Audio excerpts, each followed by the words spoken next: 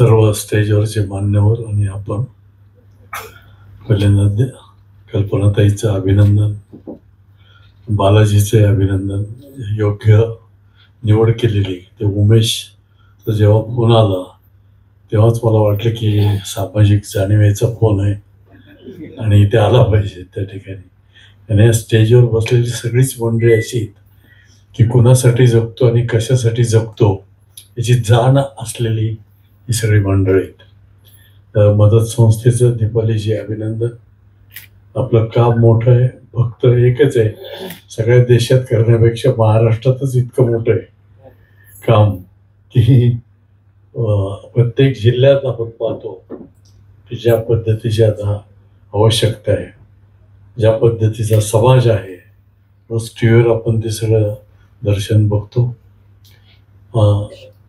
खरं तर मी गेली 4 वर्ष काही वाचत नाही, मला दिसत नाही. रिटर्नर स्पॉट आहे. हे संजय इथं बसले, ते लोकमतमध्ये काहीतरी लिहायला सांगतात आणि मी जे लिहिलं ते कवितेचे सगळे नियम बाजूला काढून लिहिलं. कवितेचे जे जे दोष असतात ते स्वीकारलं पहिल्यांदा. नॉनसेन्स पोएट्री नावाचा जो इंग्रजीत एक प्रकार असतो त्यातला, जेव्हा तुम्हाला व्यंग लिहायचं असतं आणि टपली मारायची असते आणि ती फार सोप्या भाषेत लागते, सामान्य भाषेत. वर्तमानपत्राचा जो वाचक आहे त्याच्यासाठी लिहिलं पाहिजे असं मी ठरवलं. आणि म्हणून माझ्या त्या सामाजिक कविता वगैरे म्हणायच्या की नाही याचा मी नेहमी विचार करतो. पण इथंची मंडळी आहेत सगळी, यांनी मांडलेले प्रश्न आणि आपलं राजकारण, विशेष संजयजींनी सांगितलं की आता तुम्ही व्यक्त झालं पाहिजे.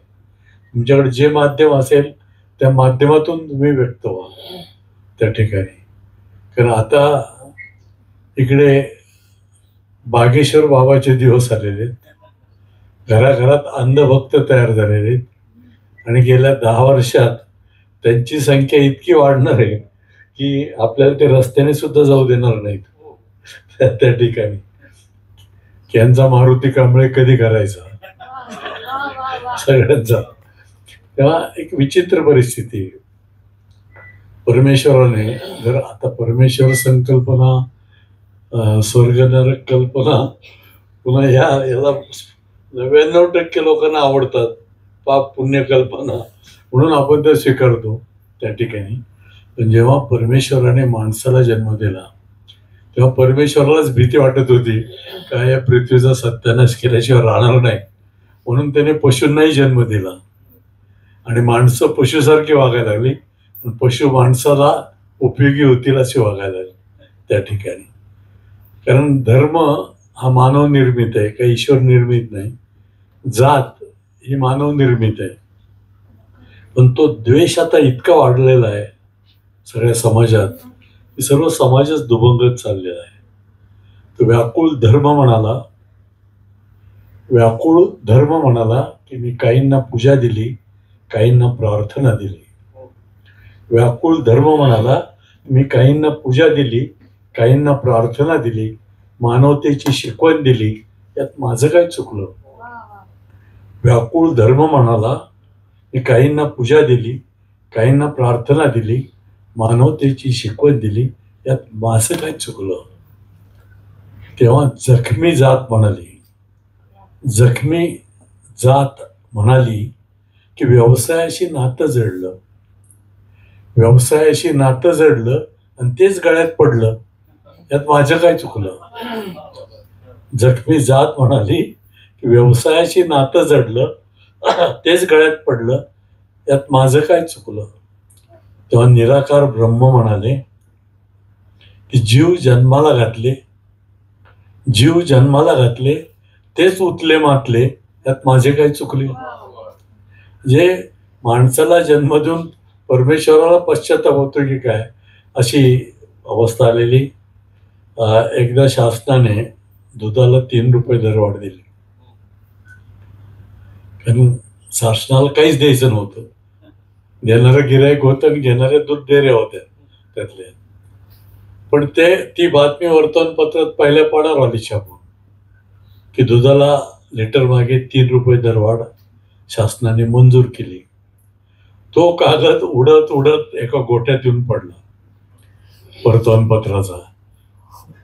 एकीकडे गाय बांधलेली होती, एकीकडे म्हैस बांधली होती, आणि म्हशीने ती बातमी पूर्ण वाचली वर्तमानपत्रात की दुधाला दरवाढ दिल्यामुळे 3 रुपये दरवाढ दिल्यामुळे वगैरे.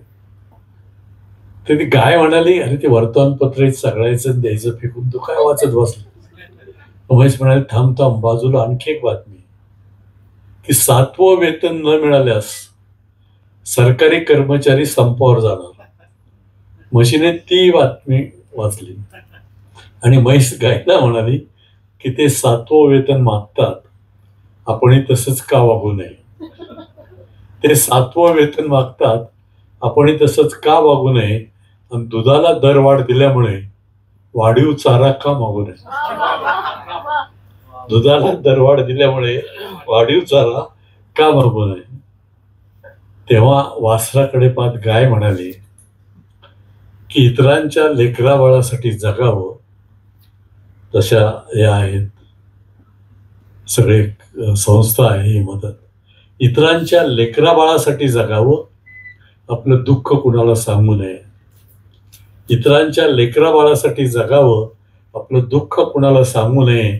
आपण तर साधी जनावरं, माणसासारखं वागू नये. आपण तर साधी जनावरं, माणसासारखं वागू नये. तेव्हा हा इतके रोज म्हणजे वेगवेगळ्या स्त्रीकडे स्त्री पाहण्याचा दृष्टिकोन हा महाभारतापासून आहे. त्याचे काही प्रश्न वेगळेच आहेत. अपंग मुलांचे व्यवस्था आहेत, पण तुम्हाला लोकसभेत खूप मिळतील काम करण्यासाठी. अनेक अनेक अनेक मनोरुग्ण लोकसभेत तुम्हाला मिळतील. त्यांच्यासाठी सुद्धा काहीतरी करावं लागेल. तर हा आपले प्रश्न इतके वेगवेगळ्या. सामाजिक कार्य ज्याला करायचं असेल ना, त्याला इतकी क्षेत्र आहेत की पर्यावरणाचं क्षेत्र आहे, माणुसकीचं क्षेत्र आहे, आरोग्य खात्याचं क्षेत्र आहे. आता प्रत्येकाला आमदार व्हायचं आणि झेडपी व्हायचं. आणि तुम्हाला सांगतो, मी 6 वर्ष आमदार होतो विधान परिषदेत, पण आणखी 6 वर्ष राहिलो असतो ना, तर यांच्यात तर माझ्यात काहीच फरक नसतो. मग संजयने येऊन मला जोडपलं असतं त्या ठिकाणी. कारण ती जागाच अशी त्या ठिकाणी की सगळे दुर्गुण एकत्र येतात.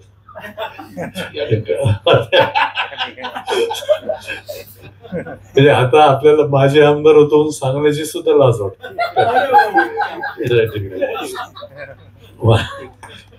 तर ठीक आहे, कवी काय माझी कवी नसतो. तो मृत्यूनंतरही जर खासदार असेल तर 100 वर्ष जगू शकतो. म्हणजे तुकाराम कवी, केशवसुत कवी, ज्ञानेश्वर कवी. अहो, आपल्या साहित्य संमेलनाच्या अध्यक्षाला लोक विसरून गेल्यात त्या ठिकाणी. तर आपल्या मृत्यूनंतर जर आपलं कोणी वाचत असेल तर आपण कवी, अन्यथा कसले कवी त्या ठिकाणी.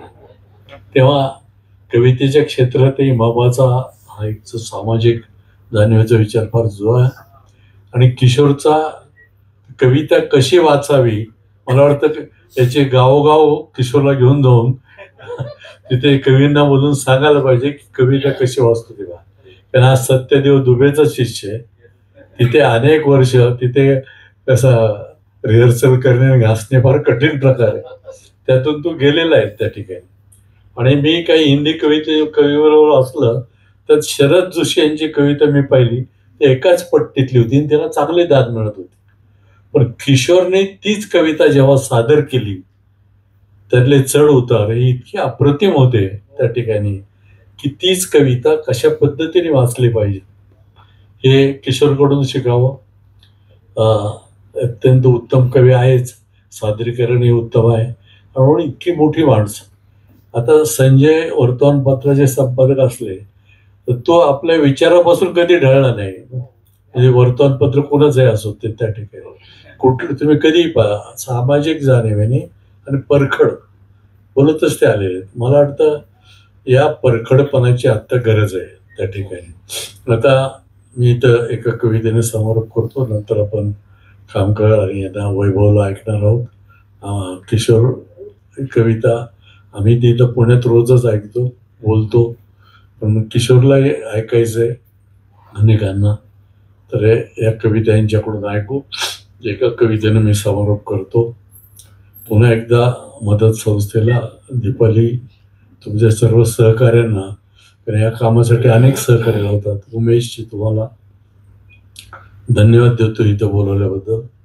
अनेक कविता की जी 4 वर्षापूर्वी करुणाने सांगितलेली कविता आहे, करोनाच्या काळातली, आणि ती कविता पुन्हा आज वाचावी की काय असं वाटायला लागलं. तुम्हाला माहिती आहे की करुणाची जी चित्र आली ती रंगीबेरंगी सूर्यफुलासारखी होती, तर काही काटेरी चेंडू सारखी होती. तर त्यांची ती कविता आहे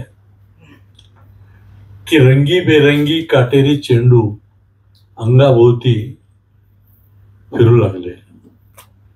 रंगीबेरंगी काटेरी चेंडू अंगाभोवती फिरू लागले. मी हात उगारणार तोच काटेरी चेंडूंना काटेरी हात फुटले. काटेरी चेंडूंना काटेरी हात फुटले. हिरवे काटेरी, केसरी काटेरी आणि निळे काटेरी. हिरवे काटेरी, केसरी काटेरी आणि निळे काटेरी या सर्व काटेरी हातांनी मला अलगद उचलले आणि उंच हवेत फेकले. एका झाडाच्या फांदीवर मी दंदशी आदळलो, कळवळलो. मग पहिला चेंडू म्हणाला की बोल, या झाडावरचे पक्षी गेले कुठे? झाडावरचे पक्षी गेले कुठे? मी फांदीला धरून उठणार तोच त्या काटेरी हातांनी मला पुन्हा अलगद उचलले, उंच हवेत फेकले आणि मी एका उंच इमारतीच्या टेरेसवर दंदेशी आदळलो, कळवळलो. तेव्हा दुसरा काटेरी चेंडू म्हणाला की बोल, या टॉवर खालची झाडे, या टॉवर खालची झाडे गेली कुठे? मी केबलला धरून उठणार तोच त्या काटेरी हातांनी मला पुन्हा अलगद उचलले, उंच हवेत फेकले आणि मी एका हायवेच्या टोलनाक्याच्या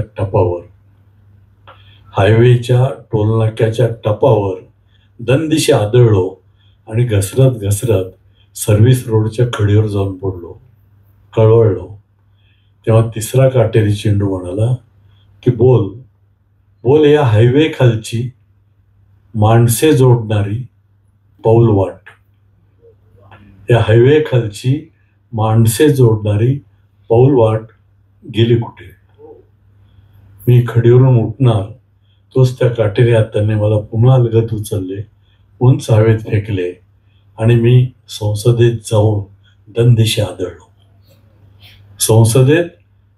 आदळलो, कळवळलो. तेव्हा चौथा काटेरी चेंडू म्हणाला की बोल, या सभागृहात चांगले सदस्य पाठवणारे मतदार यादीतील चांगले मतदार गेले कुठे? या सभागृहात चांगले सदस्य पाठवणारे मतदार यादीतील चांगले मतदार गेले कुठे? मी राजदंड धरून उठणार तोच त्या काटेरी हातांनी मला अलगद उचलले, उंच हवेत फेकले आणि मी एका हॉस्पिटल बाहेर उभ्या असलेल्या ॲम्ब्युलन्सवर दंदिशी आदळलो आणि घसरत घसरत ऑक्सिजनच्या सिलेंडरवर जाऊन पडलो, कळवळलो. तेव्हा पाचवा चेंडू म्हणाला की बोल, तुझा ईश्वर राहतो कुठे? बोल, तुझा ईश्वर राहतो कुठे? शोध घे, अन्यथा मी पुन्हा येईन. आलेलंच आहे. तेव्हा आपल्या ईश्वराचा शोध आपण कुठे घेत आहोत हे फार महत्वाचं आहे. मला असं वाटतं की सामाजिक कार्य करणाऱ्या या ज्या संस्था आहेत, त्या पर्यावरणात करणाऱ्या आहेत, अशा आरोग्यविषयक करणाऱ्या आहेत, मतिमंद मुलासाठी करणाऱ्या आहेत, त्या ठिकाणी त्यांच्यासाठी आणि बालाजीसारखे जे कवी व्यक्त होतात आणि एक समाजाला वेगळी दिशा देतात, विचार करायला लावतात, या सर्वांची आपल्याला गरज आहे. त्या सर्वांचं मनपूर्वक आपल्या मदत संस्थेचं पुन्हा एकदा त्यांना मनापासून धन्यवाद देतो.